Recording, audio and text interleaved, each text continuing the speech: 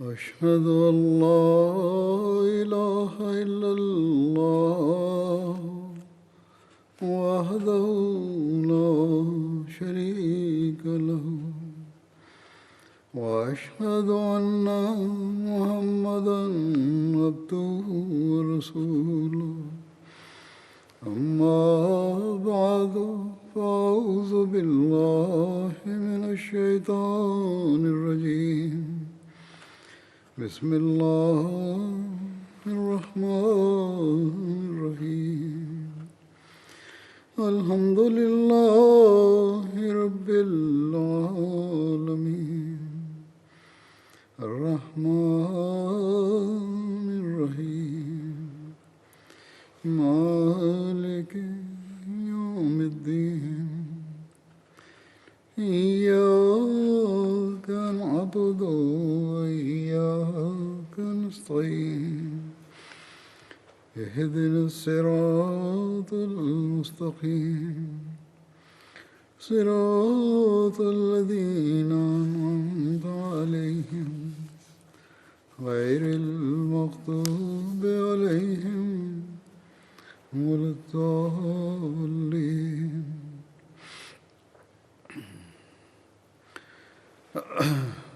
گزشتہ خطبات سے حضرت سعد بن معاذ کا ذکر چل رہا تھا. ایک واقعہ جنگ بدر میں عہد وفا کے اظہار کا، جس کا گزشتہ خطبے میں بھی ذکر ہوا تھا، اسے حضرت مسلم موعود رضی اللہ عنہ نے بھی بیان فرمایا اپنے انداز میں.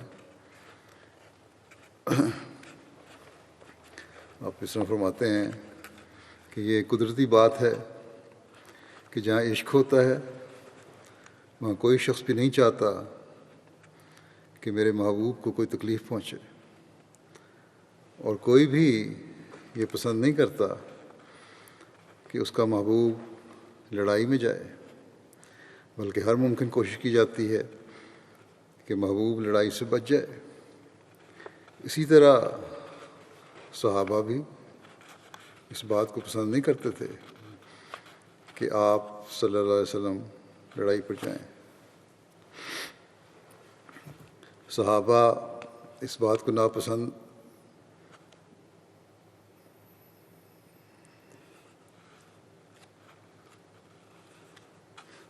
صحابہ اس بات کو ناپسند نہیں کرتے کہ ہم لڑائی پر کیوں جائیں، بلکہ ان کو رسول کریم صلی اللہ علیہ وسلم کا لڑائی پر جانا ناپسند تھا. اور یہ ان کی طبعی خواہش تھی جو ہر محب کو اپنے محبوب کے ساتھ ہوتی ہے. اس کے علاوہ ہم دیکھتے ہیں کہ تاریخ سے اس بات کا کافی ثبوت ملتا ہے.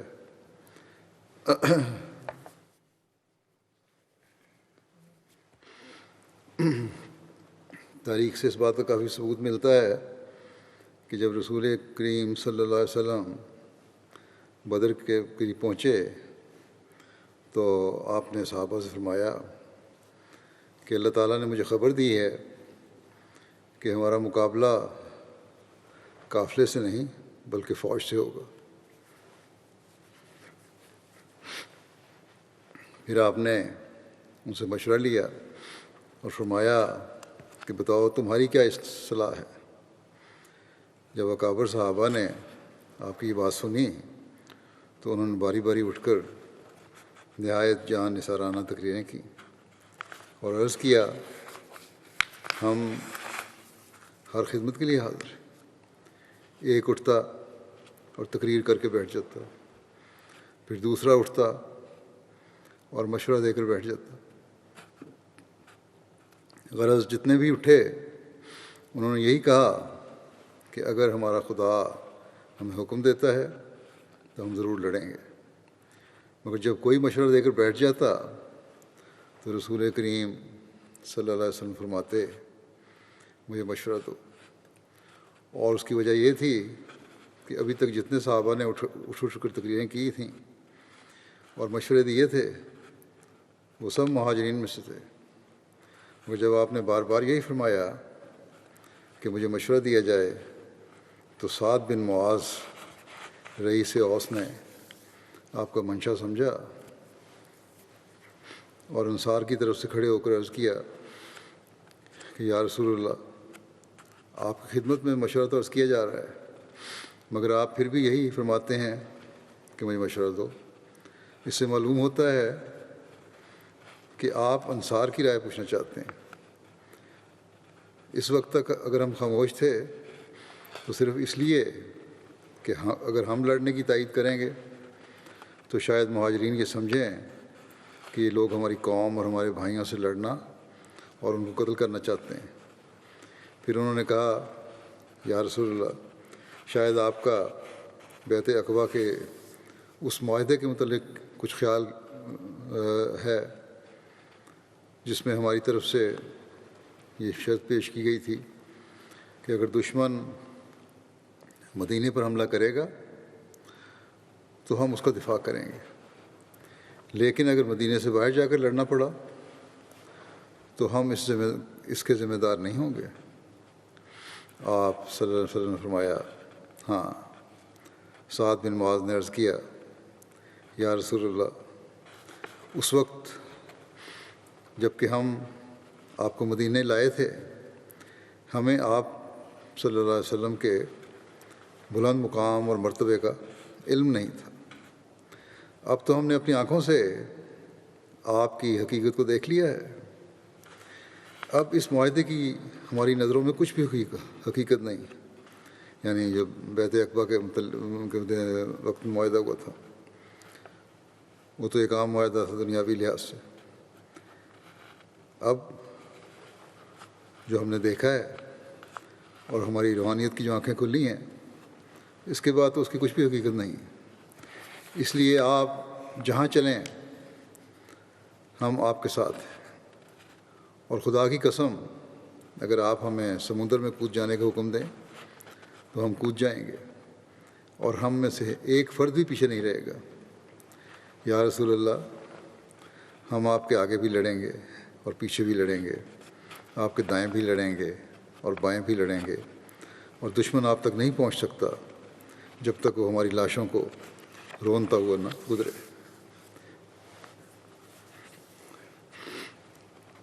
حضرت مسلم موعود رضی اللہ عنہ سورہ رات کی آیت 12 جس میں جو شروع ہوتی ہے اس طرح کہ لہو موقبات من بین یدیہ ومن خلفہ، لہو موقبات من بین یدیہ ومن خلفہ، یعنی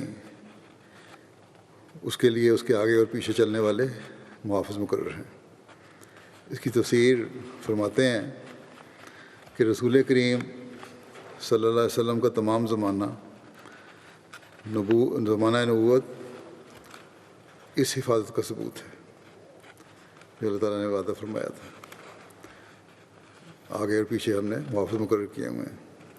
چنانچہ مکہ معظمہ میں آپ صلی اللہ علیہ وسلم کی حفاظت فرشتے ہی کرتے تھے، ورنہ اس قدر دشمنوں میں گھرے ہوئے رہ کر آپ کی جان کس طرح محفوظ رہ سکتی تھی۔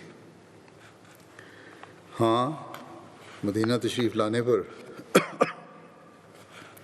دونوں قسم کی حفاظت آپ کو حاصل ہوئی، آسمانی فرشتوں کی بھی اور زمینی فرشتوں یعنی صحابہ کی بھی۔ بدر کی جنگ اس ظاہری اور باطنی حفاظت کی ایک نہایت عمدہ مثال ہے۔ حضور جب مدینہ تشریف لے گئے تھے تو آپ صلی اللہ علیہ وسلم نے اہل مدینہ سے معاہدہ کیا تھا کہ اگر آپ مدینہ سے باہر جا کر لڑیں گے تو مدینہ والے آپ کا ساتھ دینے پر مجبور نہ ہوں گے۔ بدر کی لڑائی میں آپ نے انصار اور مہاجرین سے لڑنے کے بارے میں مشورہ فرمایا۔ مہاجرین بار بار آگے بڑھ کر مقابلہ کرنے پر زور دیتے تھے، لیکن حضور ان کی بات سن کر پھر فرما دیتے تھے کہ اے لوگوں مشورہ دو۔ جس پر ایک انصاری سعد بن معاذ نے کہا کیا حضور کی مراد ہم سے ہیں؟ ہم سے ہے؟ حضور نے فرمایا ہاں۔ اس نے کہا کہ میں کہا کہ بے شک ہم نے حضور سے معاہدہ کیا تھا کہ اگر باہر جا کر لڑنے کا موقع ہوگا تو ہم حضور کا ساتھ دینے پر مجبور نہ ہوں گے، لیکن وہ وقت اور تھا جب کہ ہم نے دیکھ لیا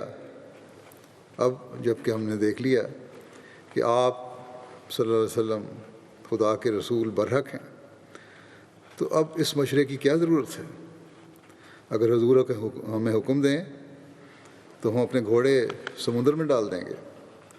ہم اصحاب موسیٰ کی طرح یہ نہیں کہیں گے کہ تو اور تیرا رب جا کر لڑو، ہم یہاں بیٹھے ہیں، بلکہ ہم حضور کے دائیں بائیں آگے اور پیچھے لڑیں گے، اور دشمن آپ تک ہرگز نہ پہنچ سکے گا جب تک وہ ہماری لاشوں کو رونتا ہوا نہ گزرے۔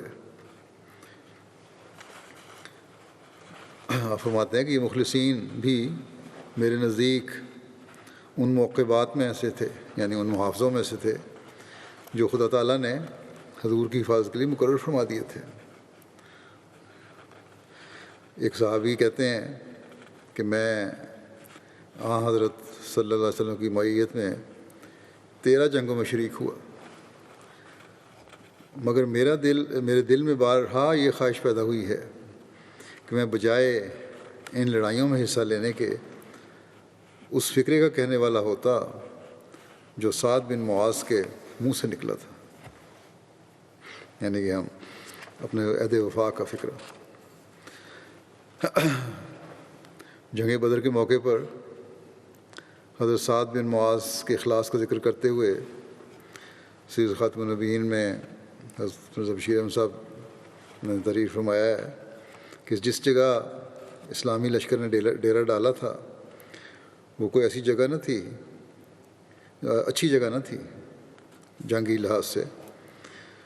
اس پر حباب بن منذر نے آپ سے دریافت کیا کہ آیا خدائی الہام کے ماتحت آپ نے یہ جگہ پسند کی ہے یا محض فوجی تدبیر کے طور پر اسے اختیار کیا ہے؟ حضرت صلی اللہ علیہ وسلم نے فرمایا اس بارے میں کوئی خدائی حکم نہیں ہے، تم کوئی مشورہ دینا چاہتے ہو تو بتاؤ۔ حباب نے عرض کیا تو پھر میرے خیال میں جگہ اچھی نہیں ہے جنگی لحاظ سے، بہتر ہوگا کہ آگے بڑھ کر قریش سے جو قریب ترین چشمہ ہے اس پر قبضہ کر لیا جائے۔ میں اس چشمے کو جانتا ہوں، اس کا پانی اچھا ہے اور عموماً ہوتا بھی کافی ہے۔ حضرت صلی اللہ علیہ وسلم نے اس تجویز کو پسند فرمایا، اور چونکہ ابھی تک قریش ٹیلے کے پرے ڈیرا ڈالے پڑے تھے اور یہ چشمہ خالی تھا، مسلمان آگے بڑھ کر اس چشمے پر قابض ہو گئے۔ لیکن جیسا کہ قرآن شریف میں اشارہ پایا جاتا ہے اس وقت اس چشمے میں بھی پانی زیادہ نہیں تھا اور مسلمانوں کو پانی کی قلت محسوس ہوتی تھی۔ پھر یہ بھی تھا کہ وادی کے جس طرح مسلمان تھے وہ ایسی اچھی نہ تھی، کیونکہ اس طرف ریت بہت تھی جس کی وجہ سے پاؤں اچھی طرح جمتے نہیں تھے۔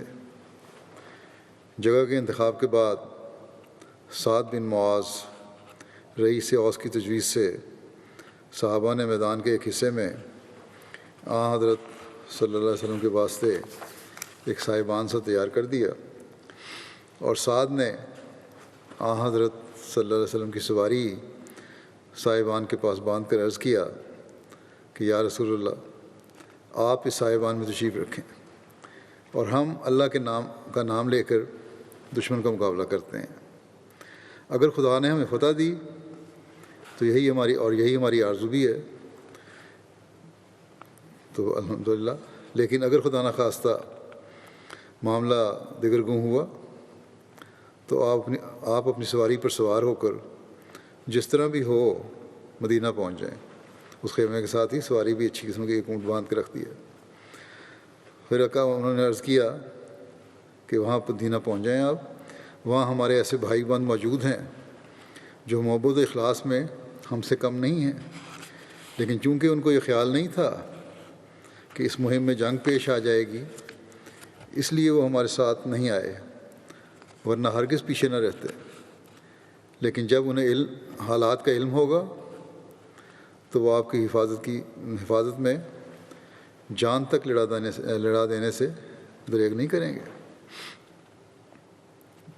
یہ سعد کا جوش اخلاص تھا جو ہر حالت میں قابل تعریف ہے، ورنہ بھلا خدا کا رسول اور میدان سے بھاگے۔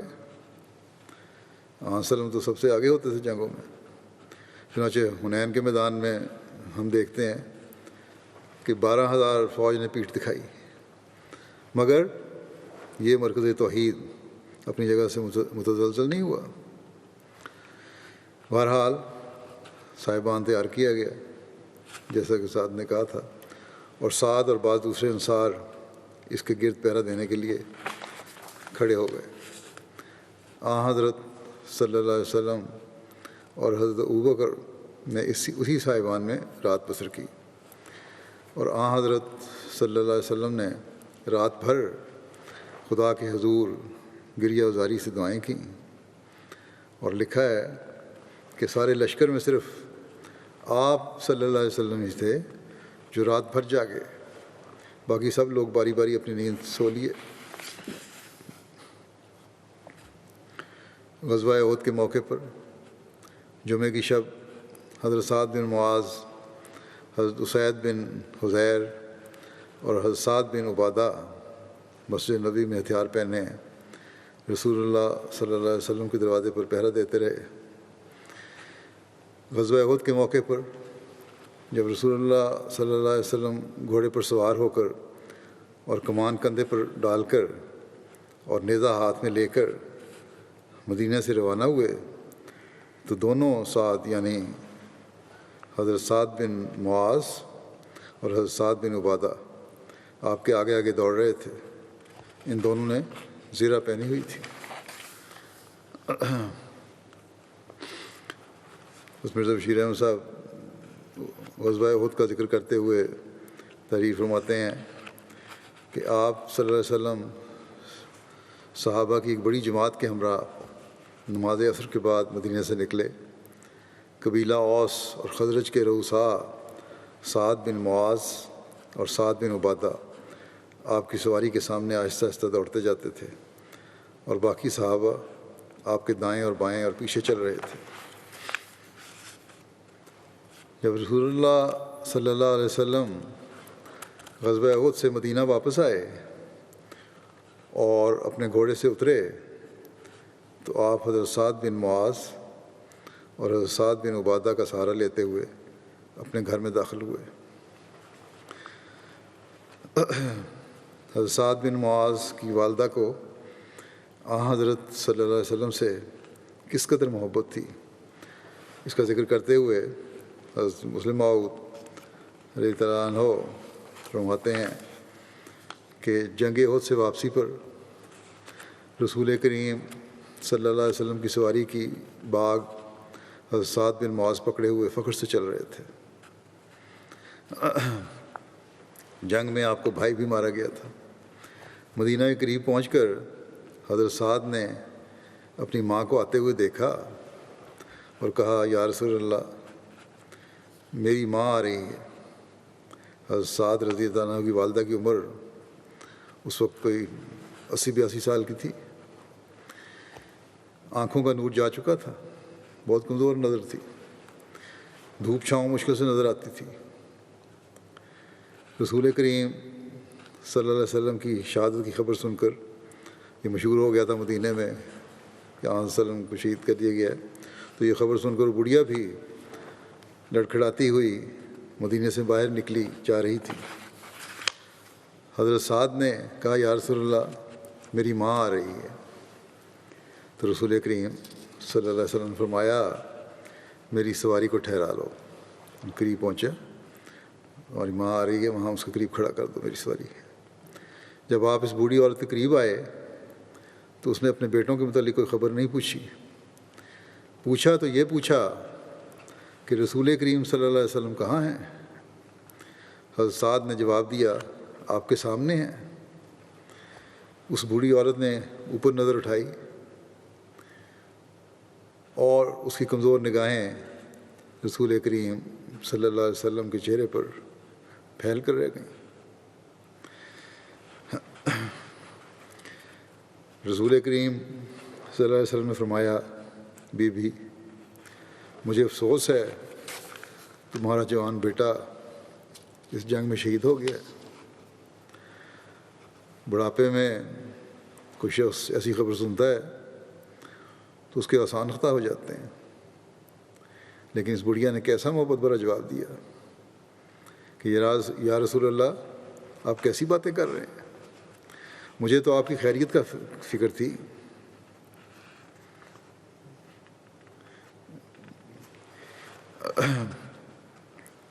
حضرت مسلم موعود نے یہ واقعہ بیان کیا، اس کے بعد آپ نے عورتوں کو مخاطب ہو کر فرمایا، یہ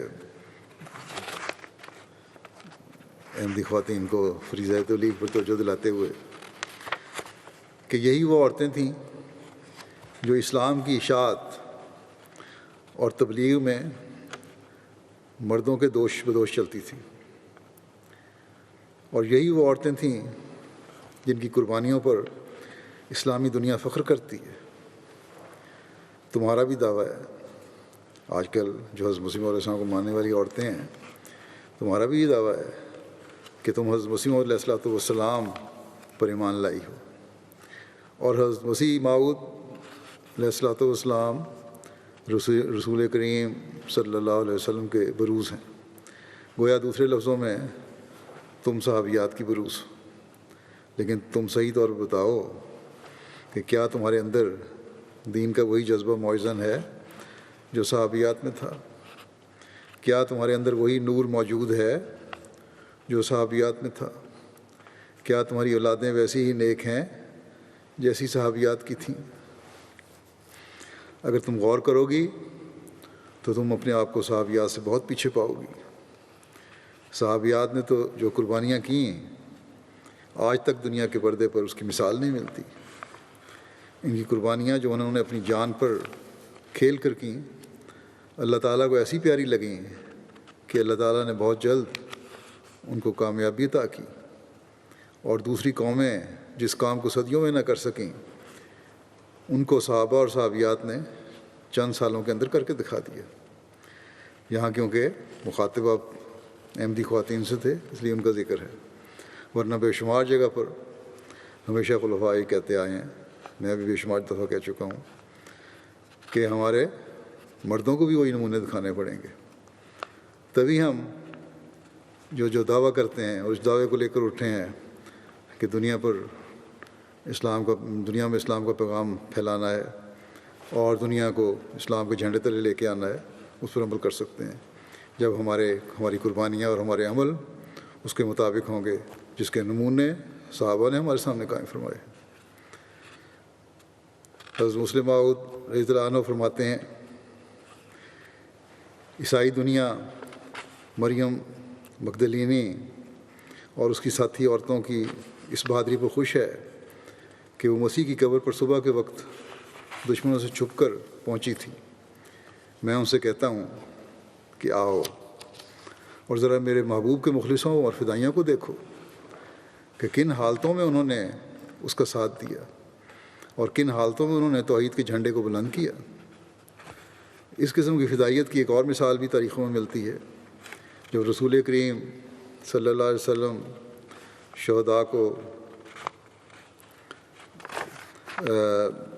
دفن کر کے مدینہ واپس آ گئے، پھر دوبارہ وہی ایک اور موقع پر یہی مثال دے رہے ہیں حضرت سعد بن معاذ کی والدہ کی، شہداء کو دفن کر کے جب مدینہ واپس گئے تو پھر عورتیں اور بچے شہر سے باہر استقبال کے لیے نکل آئے۔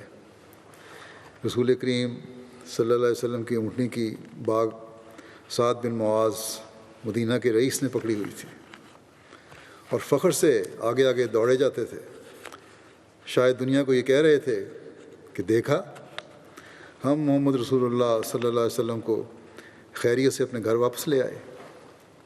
شہر کے پاس انہیں اپنی بڑھیا ماں جس کی نظر کمزور ہو چکی تھی آتی ہوئی ملی۔ احد میں اس کا ایک بیٹا عمرو بن معاذ بھی مارا گیا تھا۔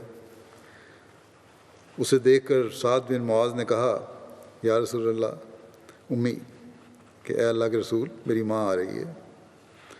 آپ نے فرمایا خدا تعالیٰ کی برکتوں کے ساتھ آئے۔ بڑھیا آگے بڑھی اور اپنی کمزور پھٹی آنکھوں سے ادھر ادھر دیکھا کہ کہیں رسول کریم صلی اللہ علیہ وسلم کی شکل نظر آ جائے۔ آخر رسول اللہ صلی اللہ علیہ وسلم کو چہرہ پہچان لیا اور خوش ہو گئی۔ رسول اللہ صلی اللہ علیہ وسلم نے فرمایا، مائی مجھے تمہارے بیٹے کی شہادت پر تم سے ہمدردی ہے۔ اس پر نیک عورت نے کہا، حضور جب میں نے آپ کو سلامت دیکھ لیا تو سمجھو کہ میں نے مصیبت کو بھون کر کھا لیا۔ مصیبت کو بھون کر کھا لیا، کیا عجیب محاورہ ہے۔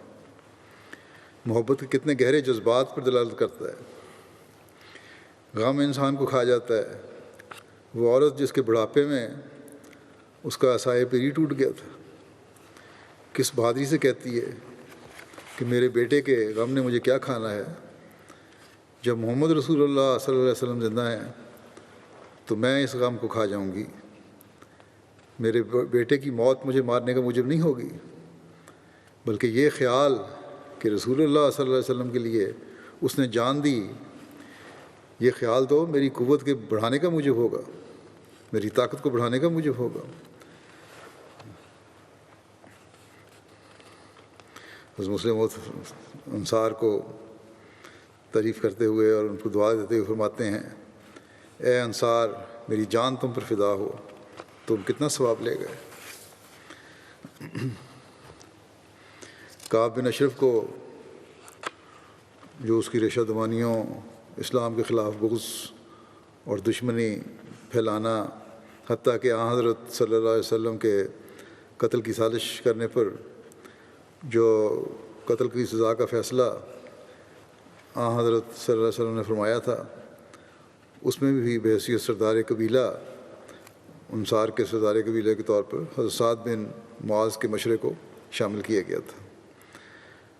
اس کی تفصیل یعنی سزا کے عمل درآمد ہونے اور کعب بن اشرف کو قتل کی یہ تفصیل جو ہے وہ پہلے کچھ عرصہ پہلے 2 صحابہ کے ذکر میں بیان کر چکا ہوں، تاہم اس کا کچھ حصہ یہاں بھی بیان کرتا ہوں جو اس کا تعلق حضرت سعد بن معاذ سے ہے۔ اور یہ جو میں بیان کروں گا اس میں بھی کچھ اخذ کیا ہے اور کچھ اقتباس میں نے خصیص خاتم النبیین سے ہی لیا ہے۔ جب حضرت صلی اللہ علیہ وسلم مدینہ میں ہجرت کر کے تشریف لائے تو کعب بن اشرف نے دوسرے یہودیوں کے ساتھ مل کر اس معاہدہ میں شرکت کی جو حضرت صلی اللہ علیہ وسلم اور یہود کے درمیان باہمی دوستی اور امن و امان اور مشترکہ دفاع کے متعلق تحریر کیا گیا تھا، مگر اندر ہی اندر کعب کے دل میں بغض و عداوت کی آگ سلگنے لگ گئی اور اس نے خفیہ چالوں اور مخفی ساز باز سے اسلام اور بانی اسلام کی مخالفت شروع کر دی۔ چنانچہ لکھا ہے کہ کعب ہر سال یہودی علماء و مشائخ کو بہت سی خیرات دیا کرتا تھا۔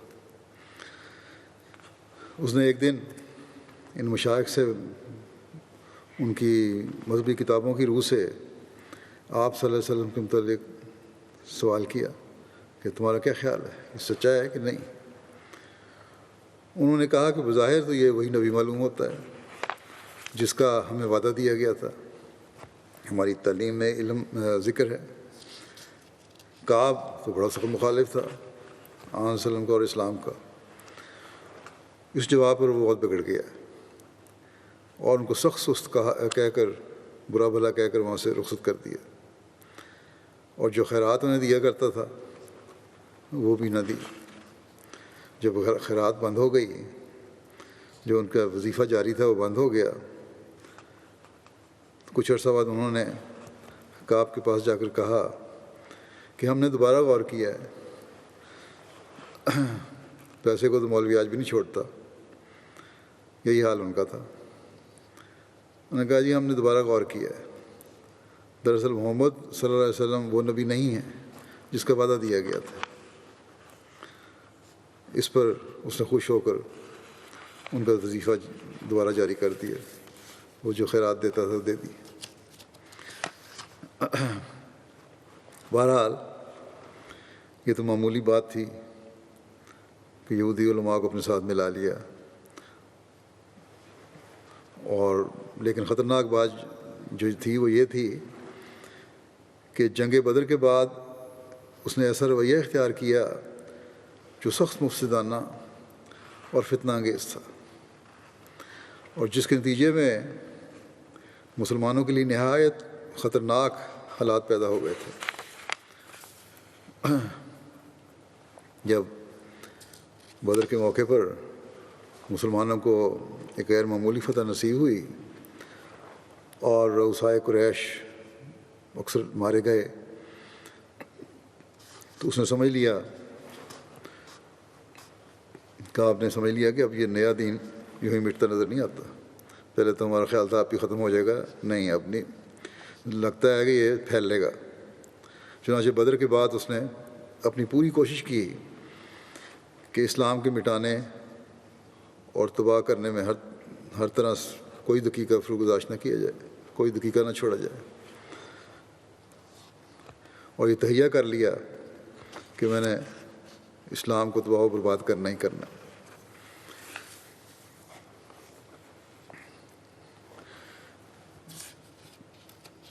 اور جیسا کہ میں نے کہا کہ بدر میں مسلمانوں کی فتح کے بعد تو غیظ و غضب سے بہت زیادہ بھر گیا تھا وہ۔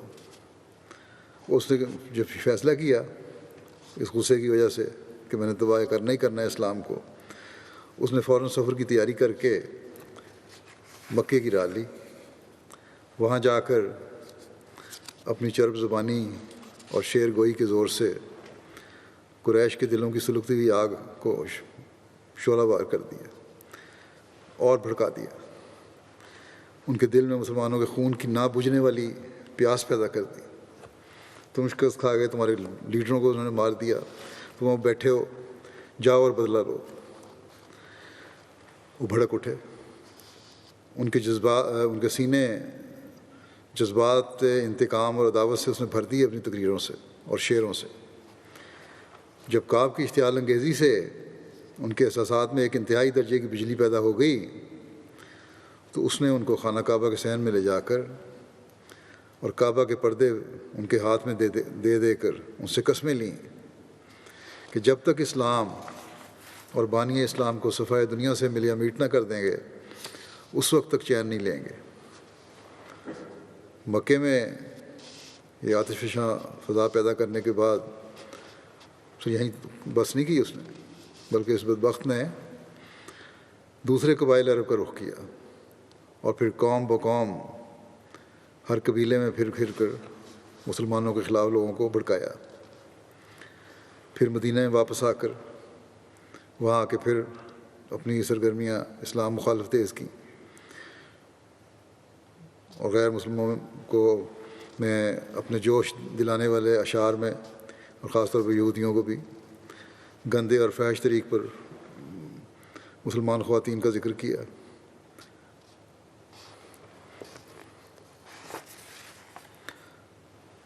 اور صرف یہاں تک نہیں کہ مخالفت کی آگ بھڑکائی، بلکہ آخر میں اس نے یہ بھی کوشش کی کہ بلکہ سازش کی کہ حضرت صلی اللہ علیہ وسلم کو قتل کیا جائے، اور آپ کو کسی دعوت کے بہانے سے اپنے مکان پہ اس نے بلایا اور چند نوجوان یہودیوں سے آپ کے قتل کروانے کا منصوبہ باندھا۔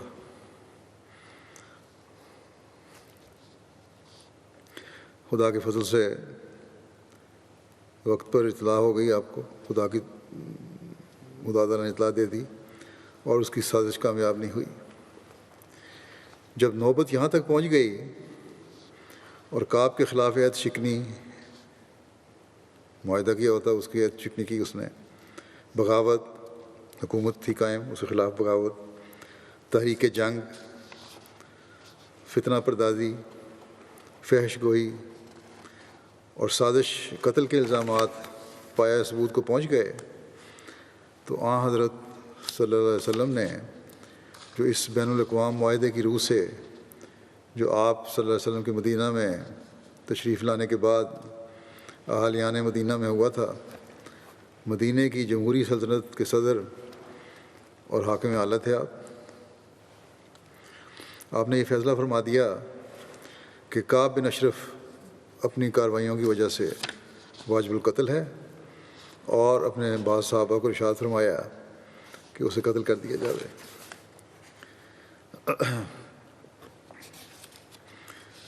بعض حالات کے اور حکمت کے تقاضے کے تحت آپ نے یہ ہدایت فرمائی کہ کعب کو برملا طور پر قتل نہ کیا جائے، بلکہ چند لوگ خاموشی کے ساتھ کوئی مناسب موقع نکال کر اسے قتل کر دیں۔ اور یہ ڈیوٹی آپ نے قبیلہ اوس کے ایک مخلص صحابی محمد بن مسلمہ کے سپرد فرمائی، اور انہوں نے تاکید فرمائی کہ جو طریق بھی اختیار کرو، قبیلہ اوس کے رئیس جو ہیں سعد بن معاذ، ان سے ضرور مشورہ کریں۔ چنانچہ محمد بن مسلمہ نے سعد بن معاذ کے مشورے سے ابو نائلہ اور 2-3 اور صحابیوں کو اپنے ساتھ لے لیا اور کعب کے قتل کی سزا کو عملی جامہ پہنایا۔ اس کی جو بھی حکمت تھی یا طریق اختیار کیا گیا تھا قتل کا، اس کی تفصیل جیسا کہ میں نے کہا ہے، میں گزشتہ بعد میں ذکر میں بیان کر چکا ہوں بعض صحابہ کے۔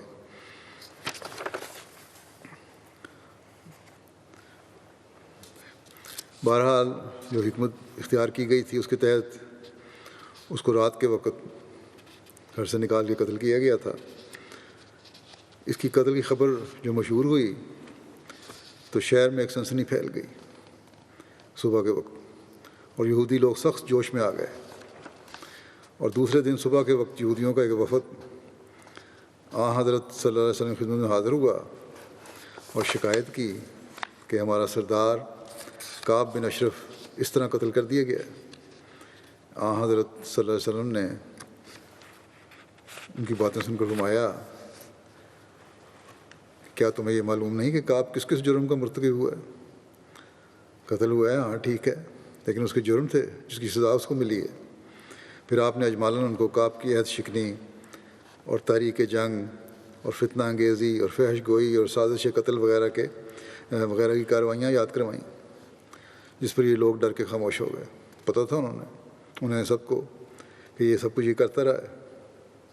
اس کے بعد حضرت صلی اللہ علیہ وسلم نے ان سے فرمایا کہ تمہیں چاہیے کہ کم از کم آئندہ کے لیے امن اور تعاون کے ساتھ رہو اور عداوت اور فتنہ و فساد کا بیج نہ بو۔ چنانچہ یہود کی رضامندی کے ساتھ آئندہ کے لیے ایک نیا معاہدہ لکھا گیا، اور یہود نے مسلمانوں کے ساتھ امن و امان کے ساتھ رہنے اور فتنہ و فساد کے طریقوں سے بچنے کا ازسر نو وعدہ کیا، اور یہ نیا معاہدہ لکھا گیا۔ تاریخ میں کسی جگہ بھی مذکور نہیں ہے کہ اس کے بعد یہودیوں نے کبھی کعب بن اشرف کے قتل کا ذکر کر کے مسلمانوں پر الزام قائم کیا ہو، کیونکہ ان کے دل محسوس کرتے تھے کہ کعب اپنی مستحق سزا کو پہنچا ہے۔ یہ سزا تھی جو اسے دی گئی اور دی گئی، نہ وسلم نے اس کا انکار کیا کہ ہم نے نہیں کیا، نہ ہمیں پتہ نہیں، بلکہ سارا کچھ گنوایا، اور ظاہر تھا یہ آپ کا فیصلہ تھا، آپ سربراہ حکومت تھے۔ اور اس میں 2 سردار جو تھے رئیس مدینہ کے، ان کی رائے بھی شامل تھی جو مسلمان تھے، سعد بن معاذ وغیرہ۔ یہودی قبیلہ بنو نذیر نے حضرت صلی اللہ علیہ وسلم کو ایک پتھر گرا کر دھوکے سے ہلاک کرنے کا منصوبہ بنایا۔ اللہ تعالیٰ نے بذریعہ وحی حضرت صلی اللہ علیہ وسلم کو اس کی خبر دی۔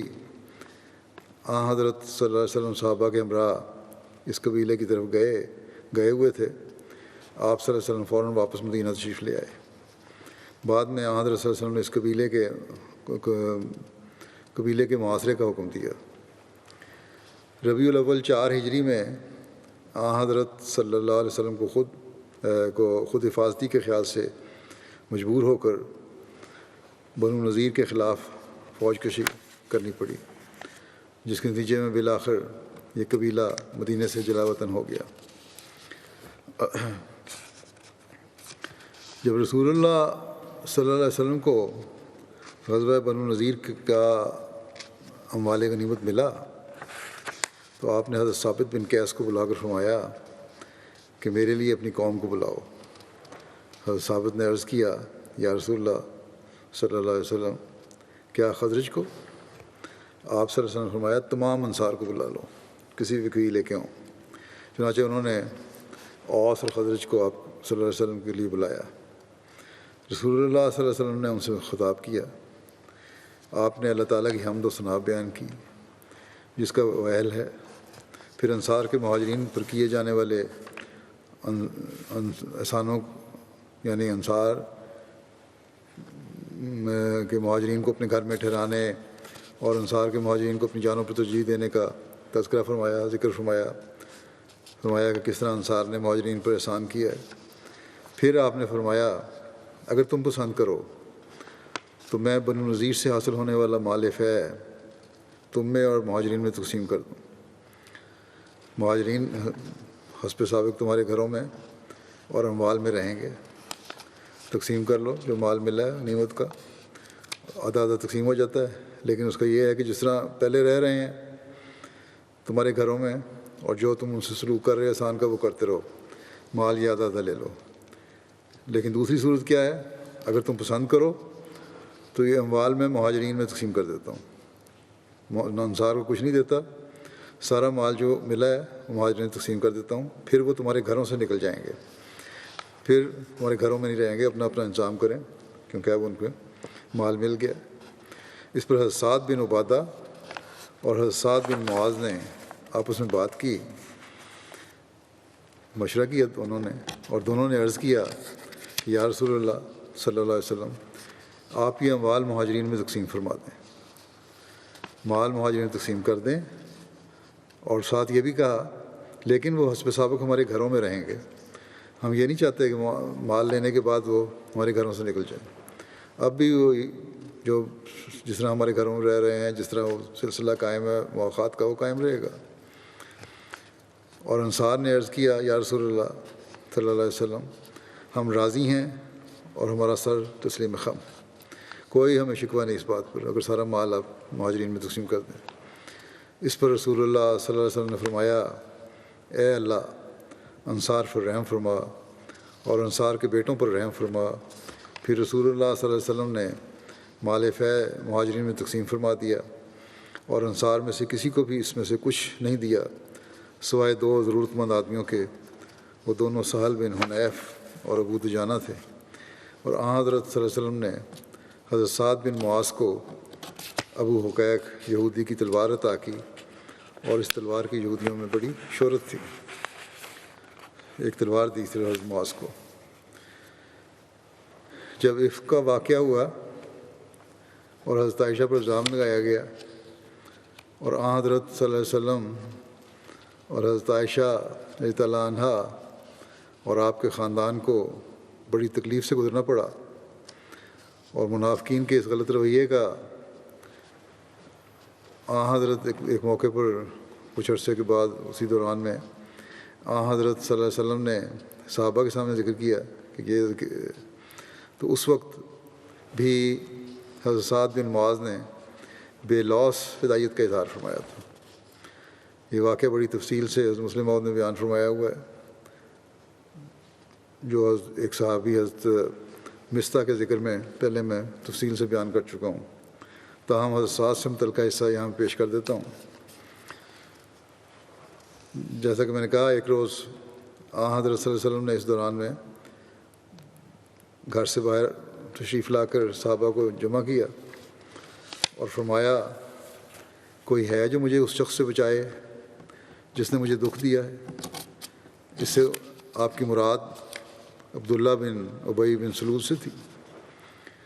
حضرت سعد بن معاذ جو اوس قبیلے کے سردار تھے کھڑے ہوئے اور انہوں نے کہا یا رسول اللہ اگر وہ شخص ہم میں سے ہے تو ہم اس کو مارنے کے لیے تیار ہیں، اور اگر وہ خزرج میں سے ہے تب بھی اس کو مارنے کے لیے تیار ہیں۔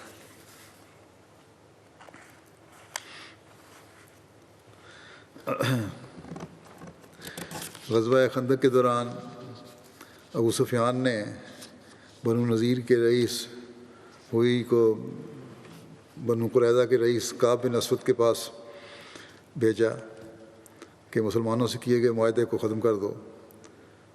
جب وہ نہ مانا تو سبز باغ دکھا کر اور مسلمانوں کی تباہی کا یقین دلا کر مسلمانوں سے کیے گئے معاہدے پر عمل نہ کرنے پر راضی کر لیا، بلکہ اس بات پر بھی راضی کر لیا کہ وہ کفار مکہ کے مددگار بن جائیں گے۔ اس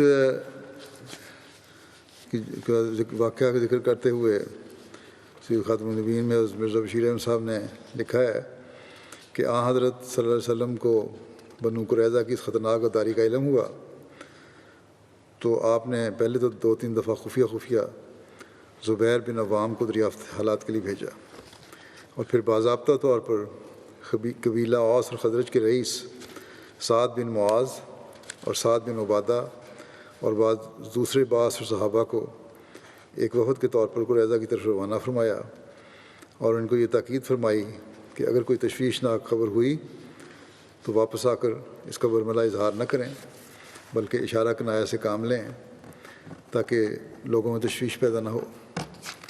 جب یہ لوگ بنو قریظہ کے مساکن میں پہنچے اور ان کے رئیس کعب بن اسد کے پاس گئے تو وہ بدبخت ان کو نہایت مغرورانہ انداز سے ملا، اور سعد دین کی طرف یعنی سعد بن معاذ اور سعد بن عبادہ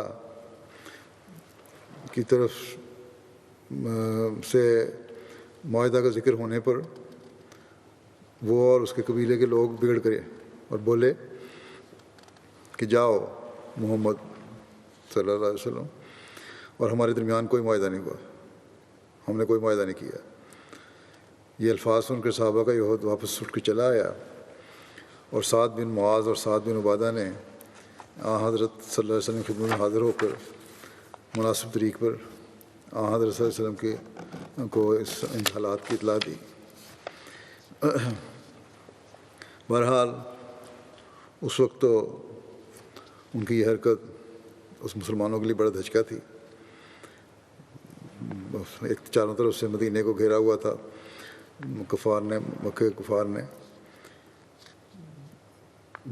مکہ سے جنگ کی حالت کی وجہ سے اس قبیلے کے خلاف کوئی کارروائی بھی نہیں ہو سکتی تھی، لیکن جنگ کے اختتام پر جب شہر میں واپس آئے تو اللہ تعالیٰ نے آپ صلی اللہ علیہ وسلم کو کشفی رنگ میں بنو قریظہ کی غداری اور بغاوت کی سزا دینے کا بتایا۔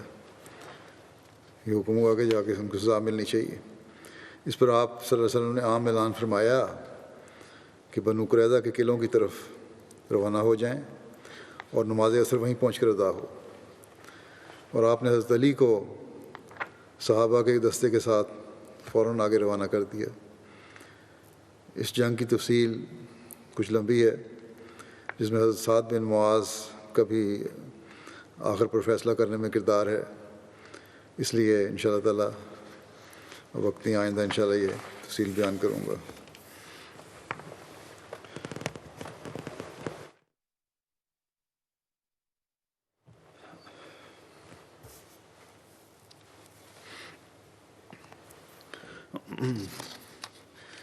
الحمد